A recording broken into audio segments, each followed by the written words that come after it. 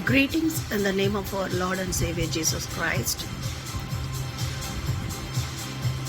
Today we are going to discuss about Bible and science. Under this heading we are going to discuss about heavens or firmaments, the doors of firmaments.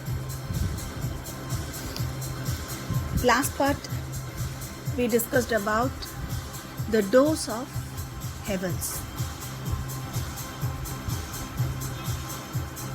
Here we saw water canopy.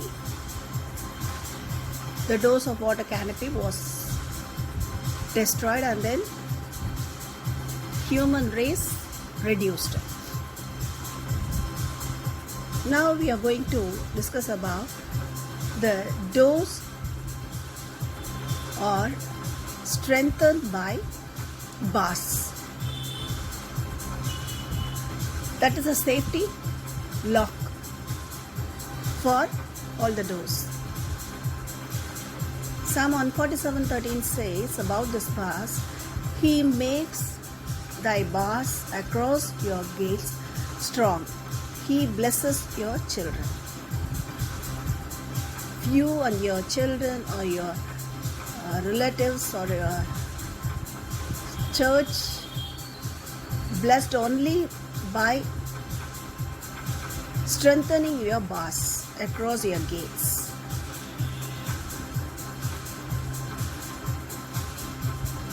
If we wanted to think about this bars, it is nearly equal to the qualities of your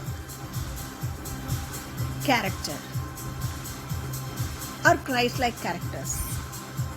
That's why Song of Songs 7:13 says, nearby his doors, Sulamite chose all choices of fruits in her garden. He invited his beloved to that garden to show all the choices of fruits. What God wants. Adam and Eve lost their fruitful nature or Christ-like nature. That's why they were sent out. But if we regain our fruitful nature or Christ-like nature, we will be blessed and we also be safe under the gates of heaven or under the gates of righteousness. Isaiah explains about this gates 26:2. Isaiah 26:2 says, the gates of righteousness or righteous nation. Only they will be able to enter into the gates. Righteous people, righteous behaviors only enter into the kingdom of God. Nothing other than that. Without righteousness, we are nothing. But only by the blood of Jesus we are righteous. Only under the sufferings of Jesus we will be gaining our Christ-like behaviors. So this is called righteousness of gate. And then Isaiah 45:1 says, this is a promise for Cyrus, the King Cyrus. He cut off or destroy the gates of bronze because of his calling. If God called to you this ministry, He will open up all the gates of bronze. He will show all the hidden treasures. Your eyes will saw every hidden treasures in this spiritual world.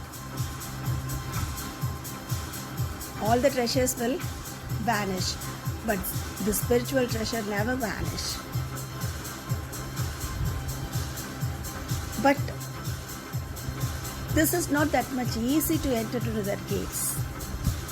That's why Jesus warned his disciples about the gates Matthew 7:13 says it's the gates of narrow gates, tough to enter.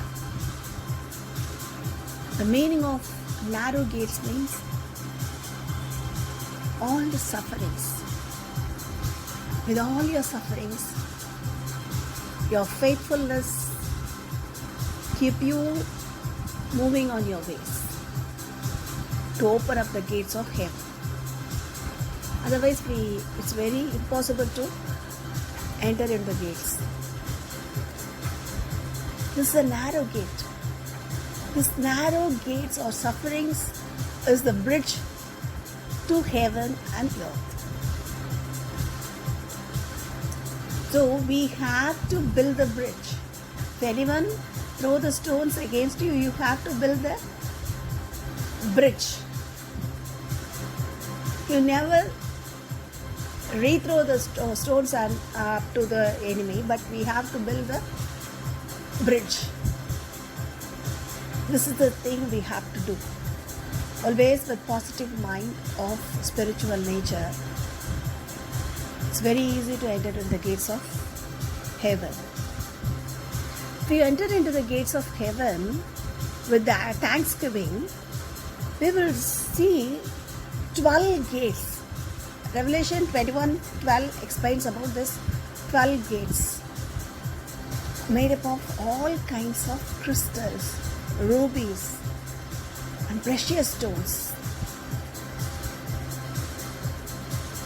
That's why Isaiah 54 promises about the gates of crystals.